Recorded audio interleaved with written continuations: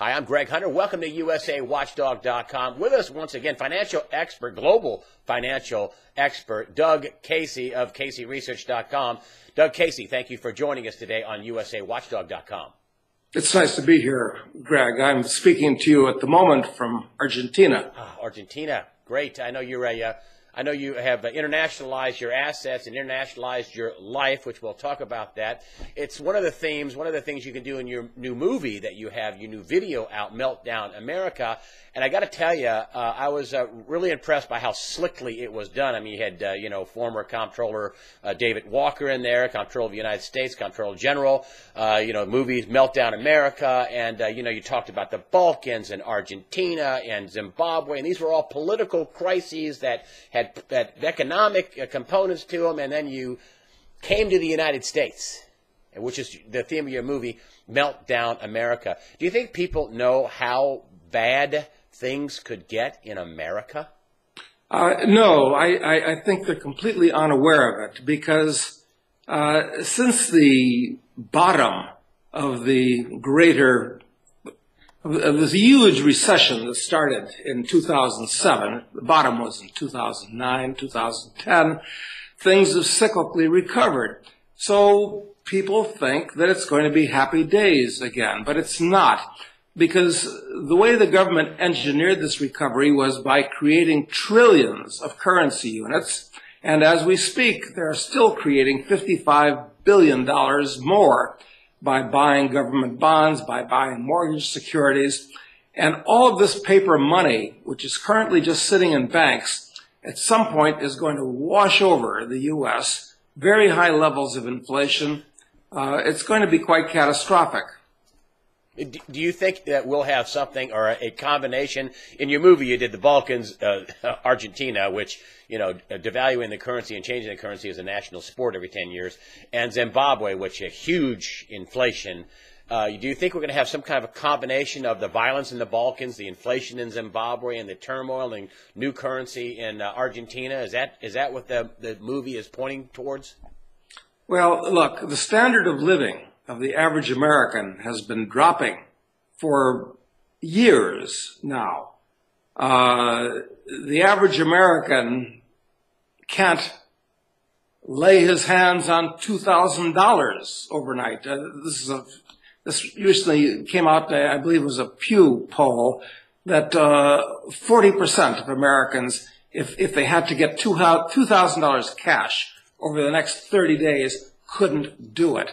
So things are pretty strapped. And when the economy goes off the deep end again, and I think it could happen this year, quite frankly, there's going to be a lot of unemployed people, a lot of people without any money, a lot of people with a lot of debt.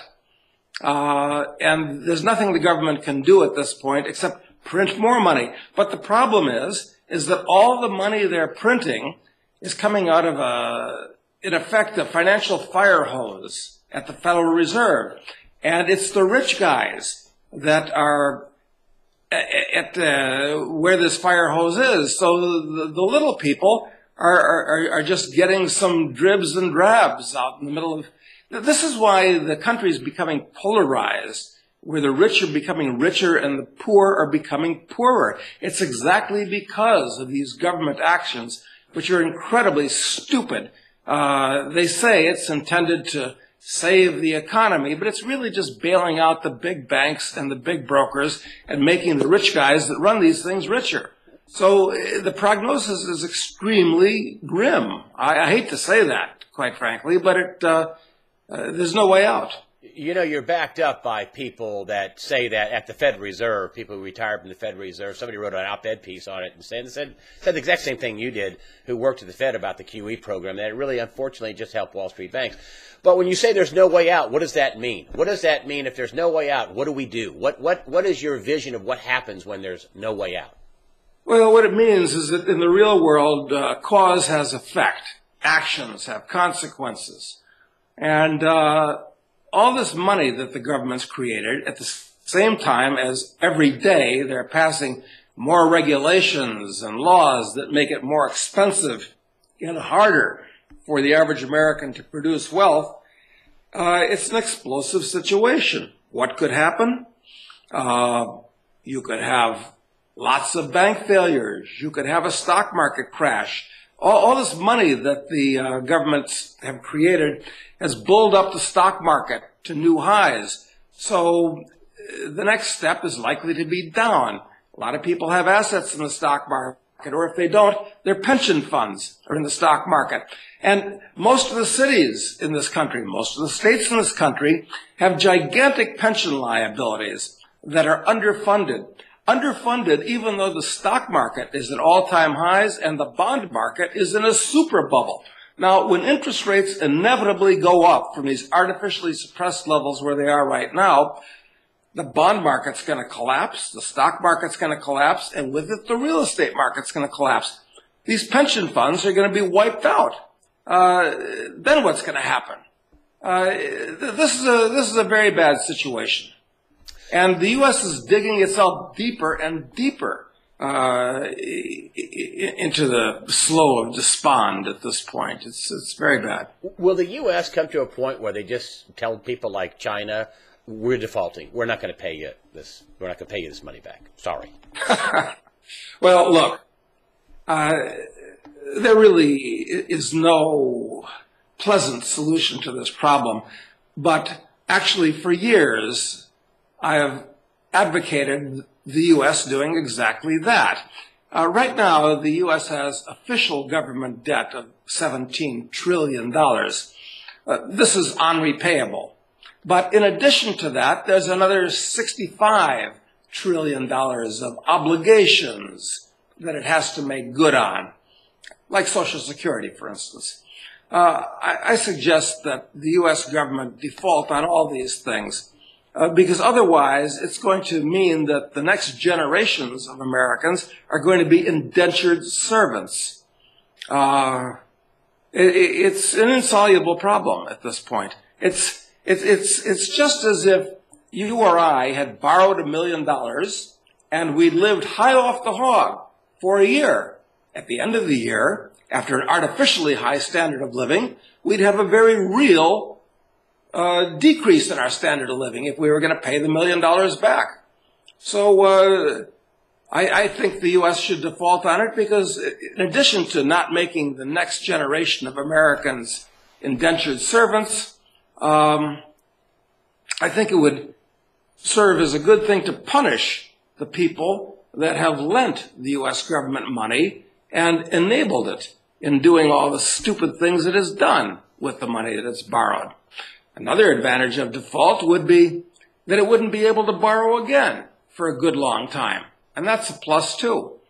But it'll default. It's going to default one way or another. I'm just saying that they ought to do it overtly and honestly as opposed to catastrophically by destroying the dollar, which is the way they're actually going to default on all that debt. A lot of people think that, and I tell my friends this, and they just look at me like, and I say, do you think that with the government this far in debt, that with $17 trillion, and according to Lawrence Kotlikoff, it's way higher, $200 trillion in unfunded liabilities. He's at Boston University, but it's a lot of money. We're in for a lot of money. Where the $65 trillion, it's as you said, unrepayable. And I tell my friends, I say, do you think you're going to be able to get your 401k plan and your retirement plan, and the USS Kitty Hawk is going to be out of fuel, floating up and down like a cork in the Arabian Sea? That would, yeah, well, we're out of money. You have your fat and happy retirement. Isn't the government just going to take every asset it needs to survive, and including your retirement? Well, of course it will. I mean, look, in the first place, the U.S. government is not we the people. The U.S. government is an entity unto itself, as separate from U.S. society as General Motors or Apple Computer. It's an entity by itself. So its first interest is to look out for itself. And its only source of revenue is essentially confiscating wealth from the American people. So that's exactly what it will do. Of course it will. Governments around the world are always doing this type of thing. Here in Argentina, they confiscated everybody's pension account 3 years ago, and they got a promise in pesos to get the money back. They've done this in Hungary. They've done this in Poland very recently. So, of course, it's going to happen in the U.S. It'll be a true national security issue. They'll say it's a national security issue, and they're going to be right about that one. It'll be a national security issue. Everything's about national security today because the U.S. is rapidly turning into a police state. You can see it with the way that your local cop is militarized these days, the way that even small towns have SWAT teams. No, of course, everything's national security today. It justifies everything, just the way the war on drugs used to justify everything. Now the war on terror justifies even more depredations. You talked in your video about internationalizing yourself, internationalizing your wealth. For a lot of people, Mr. Casey, they won't be able to internationalize themselves. So what can the common schmo John Doe do, like me, that is going to be pretty much stuck here in America? What could we do to soften the blow when you say meltdown America? What can we do to soften that blow? Yeah, this is very problematical because, as I pointed out earlier, the average American does not have any cash and has few assets. He's got his car, but actually he doesn't even have a car because most people lease cars now. They don't even have cars with debt against it. They lease the cars. The cars are not assets, they're liabilities. Few people own their houses for cash. They have mortgages against them. So, yeah, you're right. The average American's not in a position to internationalize, which is most unfortunate for him because it means that he's stuck in the U.S. much the way Russians would have been stuck in Russia in 1917, or Germans stuck in Germany in 1933, or Chinese stuck in China in 1949, or Vietnamese stuck in Vietnam in 75. So this goes on across time and space all over the world. So that being the case, what can the average American who can't internationalize himself do? Start buying gold and silver coins. At least that way you'll have a financial asset that's not simultaneously somebody else's liability, and one that's likely to grow in real purchasing power as opposed to diminish, which most financial assets are going to do.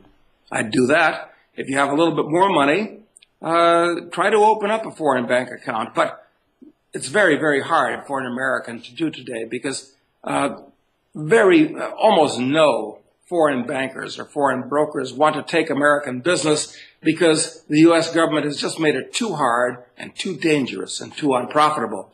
So it's a big problem, Greg. So what about, let's even get more medieval than that. I mean, gold and silver for people who don't have $2,000. People tell me, what can I do? I'm living paycheck to paycheck. You got a data plan on your cell phone? Do you have an iPhone? Get rid of it. Do you have cable TV? Get rid of it. Do you go out to eat? Stop it. Do you own a bicycle? Get one. Should people buy, am I telling people the right thing? Should people buy canned food and toilet paper and motor oil and oil filters? Should they do things like that? I mean, it sounds medieval, but would that work in what you're saying to soften the blow of this inflationary blow? Well, let's suppose that you put aside a supply of oil filters and toilet paper and cooking oil and God knows what else. At least then you're going to maintain your purchasing power, which you're not if you just keep dollars. So yes, that's actually good advice. And the other thing you said is also very intelligent. You've got to produce more than you consume. That's why Americans are in the pickle they're in right now. They've been consuming more than they've been producing, and that's how they got all the wealth, all the debt that they have. That's how they wound up with no net assets. They've been consuming more than they produce. They've got to turn that around. So yeah, cancel your cell phone and your cable and take an extra job, because when times get really tough again, extra jobs aren't going to be available. So, yeah, you're absolutely correct. That's excellent advice, in my opinion. And I want to wrap up by one thing. I know you're an economic expert. You travel the globe. You've lived in, dozens and dozens of countries. You're coming to me from Argentina. Anyway, I wanted to talk about the most recent bailout, and it's just something that didn't really make the mainstream media. And it was an IMF, on the IMF website, and they're quoting the bailouts. It's almost 11 billion, almost 11 billion in special drawing rights currency, SDRs, equal to 17 billion in dollars. What do you make of that? I have not seen any bailout by the IMF ever quoted in SDRs, and all of a sudden, boom, the most recent bailout, which is going to be a couple of year time, and a few billion here and a few billion there to Ukraine, quoted in SDRs. Why? What do you make of that? That is an innovation on their part, but a clever one on the part of the IMF. Incidentally, the IMF should be abolished along with the World Bank, but that's a different subject of conversation. If the money they're going to lend to the Ukrainian government is in SDRs, that's really a basket of currencies. So it's much more stable than the dollar is. And perhaps the chances of their getting real value back from the Ukrainian taxpayers, who are going to have to foot that bill, of course, is better than if they were just lent dollars to them or euros, which is in a worse situation than the dollar is, quite frankly. Does that mean are they tipping their hand? Well, maybe the dollar isn't going to be the world's reserve currency, or something's going to impair the dollar. That's why they're quoting this in SDRs. I mean, after all, the IMF is headquartered in Washington. It is in effect controlled by the United States. Are they tipping their hand, quoting this latest bailout deal in Ukraine in SDRs? Well, maybe they are, because the fact is that the dollar is a dead duck. Since the Federal Reserve was created in 1913, it's lost about 98% of its value. And that loss of value is accelerating rapidly. And it's going to hyper-accelerate over the next 5 or 10 years. So yes, of course, listen, everybody listening to this should at least try to accumulate some gold and silver. That's the first step. And what you said about putting aside commodities that you're going to need and use, very good idea. How can you lose doing that? Sure, absolutely. All right. Well, Doug Casey, thank you for joining us from South America. Again, your most recent book, and this is Right on the Money. This is your most recent book right here. Also, your most recent video that's hadn't been out long. It's called Meltdown America. Of course, it is a pitch at the end to get your Casey research, at caseyresearch.com. But it's I got to tell you, I looked at the movie very skeptically and said, this is all true. I mean, what you quoted in the Balkans, Argentina, Zimbabwe, you had David Walker on, the Comptroller General on. I mean, well done. Well done, sir. I think people ought to get their financial news and advice from someplace other than mass media television, quite frankly.